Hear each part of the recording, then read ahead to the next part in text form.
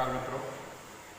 पिछले वीडियो में मैंने आपके साथ में प्राकृतिक चिकित्सा के बेसिक सिद्धांत, बेसिक प्रिंसिपल ऑफ नेचुरोपैथी के ऊपर चर्चा की थी। वो वीडियो थोड़ा लंबा हो रहा था, तो हमने मित्रों उस वीडियो को कुछ कम करते हुए और उसी की कड़ी को आगे आज हम बढ़ा रहे हैं। मुझे लगता है कि पिछला वीडियो आपने अच्छा पसंद किया होगा और बाकी के सिद्धांत जो बचे हुए हैं वो आगे इस वीडियो में आप देखेंगे, सुनेंगे। तो देखिए मित्रों, वीडियो हो जाएंगी। अगला जो पांचवा इसका नेचुरोपैथी का सिद्धांत है वो रोग का कारण कीटाणु जो बताते हैं एलोपैथी के लोग। नेचुरोपैथी कहती नहीं, रोग का कारण कीटाणु नहीं है, बल्कि रोगावस्था में कीटाणु उत्पन्न हो जाते हैं, जर्म्स उत्पन्न हो जाते हैं, वायरस उत्पन्न हो जाते हैं। मित्रों, आपने देखा होगा कि जहाँ कहीं भी गंदगी ज़्यादा होती है वहीं पर वायरस या जर्म्स आते हैं। आज पूरा का पूरा मॉडर्न साइंस लगा हुआ है सैनिटरी के ऊपर, सफाई के ऊपर, हाइजीन के ऊपर, कि आप जितना हाइजीनिक रहेंगे उतना ही आप वायरस से और जर्म्स से बच सकेंगे। तो वो सैनिटाइजर्स यूज कर रहे हैं उनको जर्म्स को मारने के लिए, कहीं डेटॉल, कहीं एथेनॉल, कहीं ये कहीं वो, बहुत सारी चीज़ें चल रही हैं मित्रों। लेकिन आप अगर व्यक्तिगत स्वच्छता और सामाजिक स्वच्छता के ऊपर अगर जोर देते तो आप निश्चित मान के चलें कि वायरस और जर्म्स आपका कुछ नहीं बिगाड़ सकते। लेकिन ये तो हो गई बाह्य स्वच्छता, आपके शरीर की इंटरनल स्वच्छता है कि नहीं, वहाँ तो आप जो है सैनिटाइजर नहीं डाल सकते हैं, वहाँ तो आप डिटॉल अंदर नहीं डाल सकते हैं। वहाँ आपको शरीर को स्वच्छ रखने के लिए ज़रूरत है कि आपके अंदर जो मल वगैरह एकत्रित हैं उनको आप समय समय पर दूर करते रहें। वहाँ तो आप बड़ा पाव डालते जाते हैं, समोसा डालते जाते हैं, कचौड़ी डालते जाते हैं और शरीर में गंदगी भरते चले जाते हैं। कभी आप ध्यान भी नहीं करते कि आपने जितना खाया है उतना बाहर निकला या नहीं निकला, यानी कि जितना आपने शरीर में ग्रहण किया है उतना मल का निष्कासन हुआ या नहीं। अगर आप ये ध्यान नहीं रखते मित्रों तो आप बहुत बड़ी गलती करते हैं और आपका शरीर धीरे धीरे अपने अंदर विष इतना एकत्रित कर लेता है कि वहाँ पर अंदर जर्म्स पैदा हो जाते हैं आपके, और वही जर्म्स आपको बीमारी का कारण बनते हैं। बाहर से जर्म्स नहीं आते हैं मित्रों। आपका शरीर अगर साफ सुथरा रहे, आपका इम्यून पावर अच्छा रहे, तो बाहर का जर्म्स आपको कुछ नहीं बिगाड़ सकता। मैं उसका एक एग्जाम्पल दे सकता हूँ मित्रों। आप देखिए, एक ही घर में कई लोग रहते हैं, कुछ लोगों को वायरस इफेक्ट करता है और कुछ लोगों को नहीं करता। क्यों? आपने कभी जानने की कोशिश की कि भाई 4 लोगों को तो वायरस ने इफेक्ट कर दिया, कोरोना वायरस 4 लोगों को हो गया, अमिताभ बच्चन जी की फैमिली में ही 4 लोगों को हो गया, एक जन को नहीं हुआ, यानी कि उनकी वाइफ को नहीं हुआ। तो क्यों नहीं हुआ? क्या वायरस को उनकी वाइफ से मतलब बहुत ज़्यादा डर था या बहुत ज़्यादा लगाव था कि नहीं हम इनको नहीं होंगे भाई, बाकी 4 लोगों को लग जाते हैं? नहीं, सेम टाइम पे उनका इम्यून पावर उन 4 लोगों की इम्यून पावर से मजबूत है, यानी कि उनकी टॉक्सिन्स उनके शरीर के अंदर के जो मल हैं वो बहुत हद तक उनका सपोर्ट कर रहे थे, यानी कि उनके शरीर में थे नहीं और उनका इम्यून पावर बहुत मजबूत था। तो मित्रों, ध्यान रखिए कि आपको अपने अंदर की सफाई बहुत ज़रूरी है। आपको वायरस बाहर से और बाहर के जर्म्स से डरने की ज़रूरत नहीं है।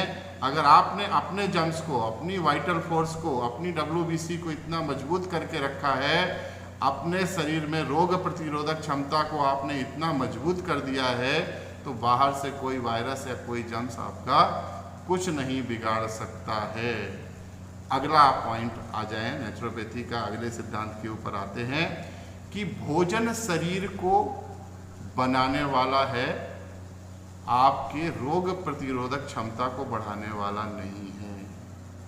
आज हम जो भोजन कर रहे हैं मित्रों, वो भोजन से शरीर तो बन जाता है, शरीर मोटा तगड़ा हो जाता है, लेकिन उससे आपके शरीर की जो जीवनी शक्ति है, जो वाइटलिटी है, वो मजबूत नहीं होती है। हम जो भर भर के भोजन करते हैं मित्रों, वो भोजन ही हमारे शरीर में अस्वस्थता का कारण बनता है। इसलिए ध्यान रखिए मित्रों, हमारा भोजन कैसा होना चाहिए। हमने अपने पिछले वीडियो में भी बताया था कि आयुर्वेद कहता है कि भोजन कैसा होना चाहिए, हितभुक मितभुक ऋतभुक, यानी कि हितकारी भोजन, आपके शरीर के लिए ऐसा भोजन जो आपके शरीर को ठीक रख सके। अब आप सोचेंगे मित्रों कि मैं बार बार भोजन के ऊपर आपको जोर देता हूँ। आप सोचिए, मैनमेड एक छोटी गाड़ी टाटा नैनो से लेकर के या अपनी दोपहिया गाड़ियों से लेकर के रोल्स रॉयल्स तक जो करोड़ों की गाड़ियाँ हैं, उनमें कभी आप सोचो, कोशिश करो कि आप केरोसिन ऑयल से या डीजल से, जो पेट्रोल से चलने वाली चीज़ें हैं, उनको इन सब चीज़ों से आप चला करके देखो, उसके इंजन की हालत क्या होगी। वो कुछ समय के बाद ही खराब होने लगेगी। उसी तरीके से हमारा शरीर है मित्रों, कि इसमें नेचर के द्वारा जो चीज़ें आनी चाहिए वो चीज़ें नहीं आ करके, यानी कि जो नेचुरल फूड्स हैं, जो प्रकृति के द्वारा गिफ्टेड हैं, वो हम नहीं खाते हैं। यानी कि फल, सलाद, हरी सब्जियां, साबुत अनाज, यानी कि कच्चे अंकुरित अनाज, अगर ये सारी चीज़ें हम लोग खाते हैं तो निश्चित मानिए कि हमारे शरीर का जो जीवनी शक्ति है, जो इम्यून पावर है, वो भी अच्छा बनेगा और हमारे शरीर का जो रक्षा प्रणाली है वो मजबूत होती चली जाएगी और बीमारियां हमसे दूर होती चली जाएंगी। लेकिन हम भोजन कैसा करते हैं, जो जीव को अच्छा लगने वाला होता है, जो हमारे लिए हितकारी है, हम वो भोजन नहीं करते हैं। मिताहारी, अब देखिए मिताहारी का मतलब क्या है कि हमारे शरीर की आवश्यकता कितनी है, हमें कितना भोजन करना चाहिए। अगर हम उससे एक कौर भी ज़्यादा भोजन करते हैं तो वो हमारे शरीर के लिए विष के समान हो जाता है। वो हमारे शरीर को मोटा कर सकता है, थोड़ा सा देखने में आकर्षक बना सकता है, लेकिन वो आपके शरीर को, जीवनी शक्ति को मजबूत नहीं कर सकता है। इसलिए हमारा भोजन ऐसा होना चाहिए मित्रों जो हमारे लिए ठीक हो।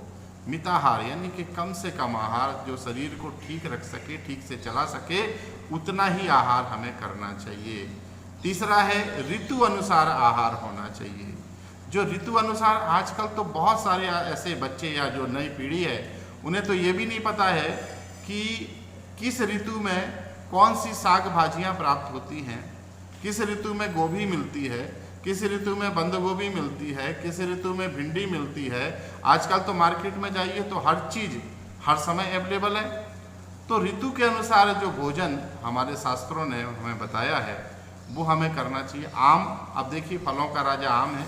कई बड़े बड़े मेट्रो सिटीज़ में तो पूरे 12 महीने आम मिलते हैं और लोग खाते भी हैं बड़े साहब। अगर नहीं भी मिलते तो उस आम के रस को प्रिजर्व करके अलग अलग कंपनियां ने बनाया है और हम उसको गर्मी के बाद में सर्दियों में भी खाते हैं, पीते हैं और बरसात में भी करते हैं और बड़ा चाव देते हैं कि देखो क्या है भाई, हमको तो आम अभी भी मिल रहा है।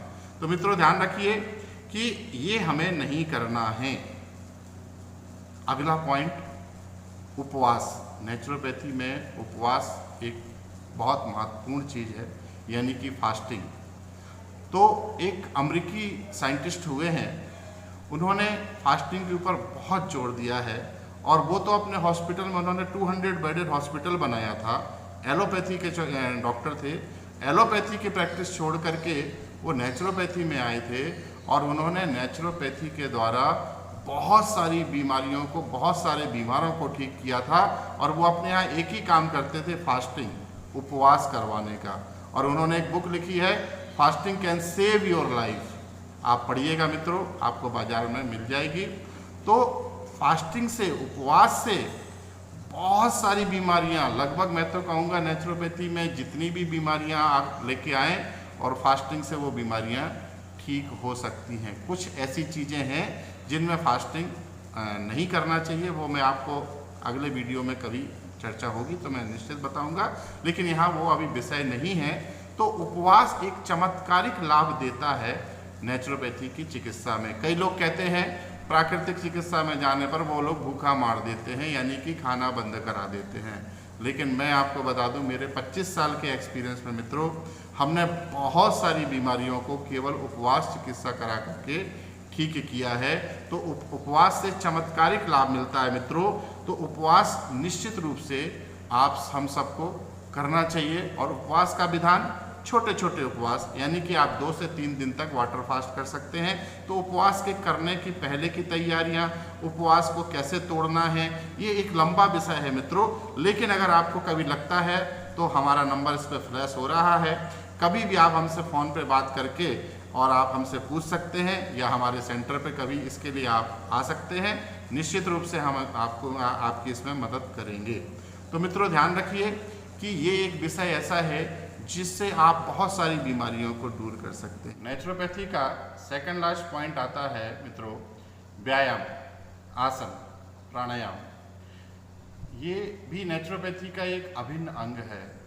योग व्यायाम के बिना नेचुरोपैथी अधूरी है मित्रों। तो व्यायाम या आसन शरीर के पोषण और शरीर के मल निष्कासन में एक संतुलन बना के रखता है मित्रों।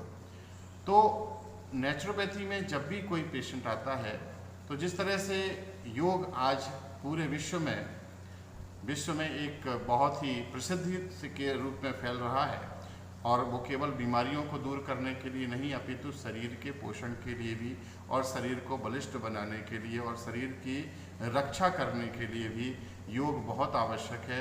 उसी तारतम्य में हम लोग भी योग को नेचुरोपैथी में शामिल करते हैं, और योग की उतनी ही महत्वता से हम लोग चाहे वो व्यायाम हो, एक्सरसाइज हो, कोई भी आसन हो, प्राणायाम हो, उसको बराबर महत्व देते हुए नेचुरोपैथी में उसका स्थान दिया गया है। इसीलिए इसका जो कोर्स बना हुआ है नेचुरोपैथी का, उसमें योग और नेचुरोपैथी दोनों को शामिल किया गया है, यानी कि BNYS जो कोर्स है, bachelor of naturopathy and yogic science.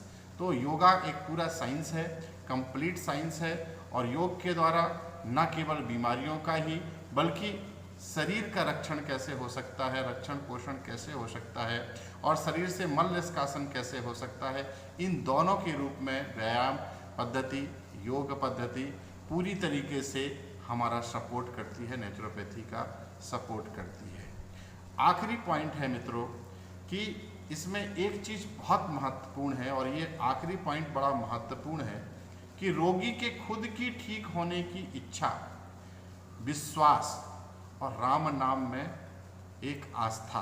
Ram नाम चूँकि गांधी जी के द्वारा ये चिकित्सा पद्धति भारत में लाई गई है, तो उन्होंने राम नाम की महत्ता के ऊपर बहुत बल दिया है कि जिस व्यक्ति में एक आस्था है ईश्वर के प्रति, राम का नाम राम मतलब ईश्वर, अल्लाह, सारी चीज़ें इसमें समाहित हो जाती हैं।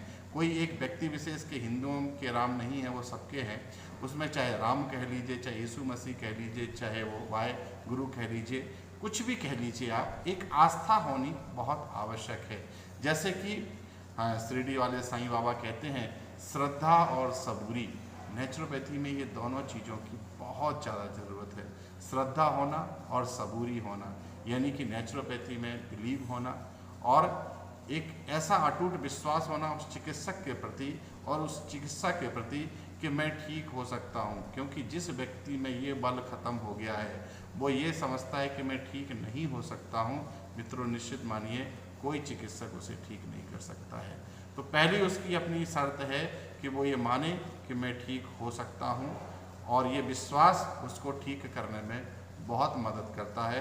ये हर चिकित्सा पद्धति में ये बात लागू होती है, लेकिन हमारी चिकित्सा पद्धति के लिए तो एक पहली शर्त यही है कि आपको अपने ठीक होने की प्रबल इच्छा शक्ति होनी चाहिए, चिकित्सा के ऊपर भरोसा होना चाहिए, विश्वास होना चाहिए, और एक ऊपर वाले जिसने आपने बनाया है उसके ऊपर पूरा फेथ रखिए कि वो निश्चित रूप से हमारी बीमारी को ठीक कर देगा। एक होता है मित्रों रोग और एक होता है भोग। अगर आपको रोग हुआ है तो वो निश्चित रूप से चिकित्सा करने पे जाएगा ही जाएगा, लेकिन अगर वो भोग है तो वो चिकित्सा करने से नहीं जाएगा, उसको तो भोगना ही पड़ेगा।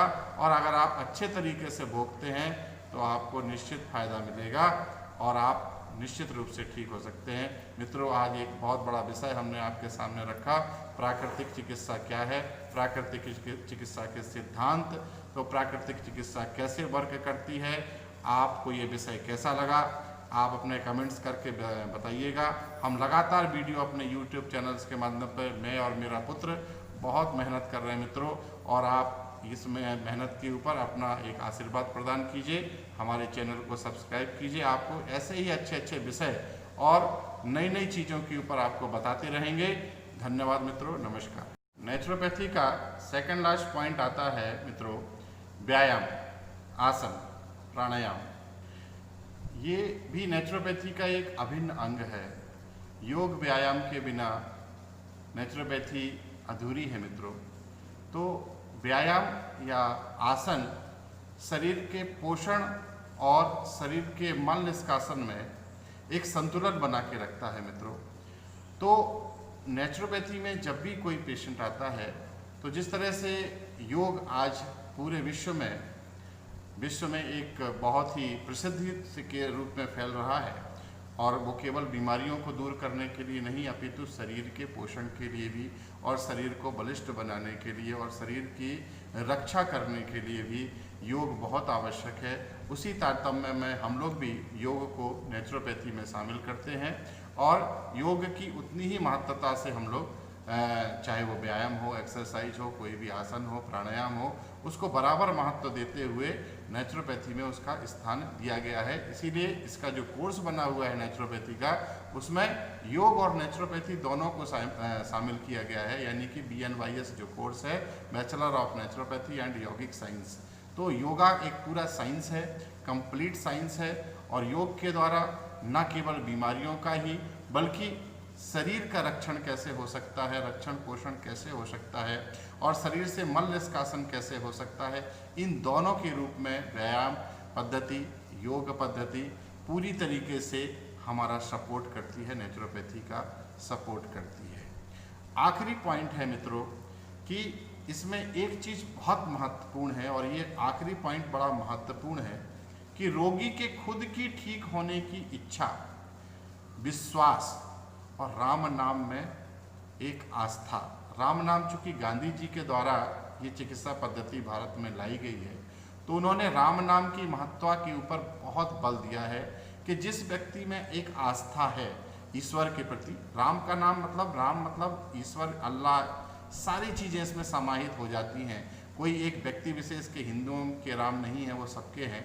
उसमें चाहे राम कह लीजिए, चाहे यीशु मसीह कह लीजिए, चाहे वो वाहे गुरु कह लीजिए, कुछ भी कह लीजिए आप, एक आस्था होनी बहुत आवश्यक है। जैसे कि शिरडी वाले साईं बाबा कहते हैं, श्रद्धा और सबूरी।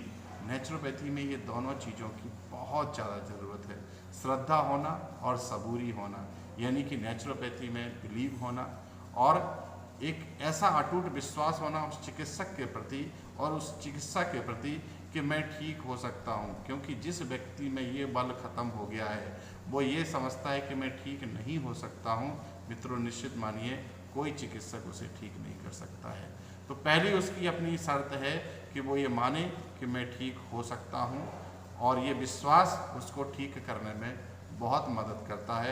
ये हर चिकित्सा पद्धति में ये बात लागू होती है, लेकिन हमारी चिकित्सा पद्धति के लिए तो पहली शर्त यही है कि आपको अपने ठीक होने की प्रबल इच्छा शक्ति होनी चाहिए, चिकित्सा के ऊपर भरोसा होना चाहिए, विश्वास होना चाहिए, और एक ऊपर वाले जिसने आपने बनाया है उसके ऊपर पूरा फेथ रखिए कि वो निश्चित रूप से हमारी बीमारी को ठीक कर देगा। एक होता है मित्रों रोग और एक होता है भोग। अगर आपको रोग हुआ है तो वो निश्चित रूप से चिकित्सा करने पे जाएगा ही जाएगा, लेकिन अगर वो भोग है तो वो चिकित्सा करने से नहीं जाएगा, उसको तो भोगना ही पड़ेगा। और अगर आप अच्छे तरीके से भोगते हैं तो आपको निश्चित फायदा मिलेगा और आप निश्चित रूप से ठीक हो सकते हैं। मित्रों, आज एक बहुत बड़ा विषय हमने आपके सामने रखा, प्राकृतिक चिकित्सा क्या है, प्राकृतिक चिकित्सा के सिद्धांत, तो प्राकृतिक चिकित्सा कैसे वर्क करती है। आपको ये विषय कैसा लगा आप अपने कमेंट्स करके बताइएगा। हम लगातार वीडियो अपने YouTube चैनल के माध्यम पर मैं और मेरा पुत्र बहुत मेहनत कर रहे हैं मित्रों, और आप इसमें मेहनत के ऊपर अपना एक आशीर्वाद प्रदान कीजिए, हमारे चैनल को सब्सक्राइब कीजिए। आपको ऐसे ही अच्छे अच्छे विषय और नई नई चीज़ों के ऊपर आपको बताते रहेंगे। धन्यवाद मित्रों, नमस्कार।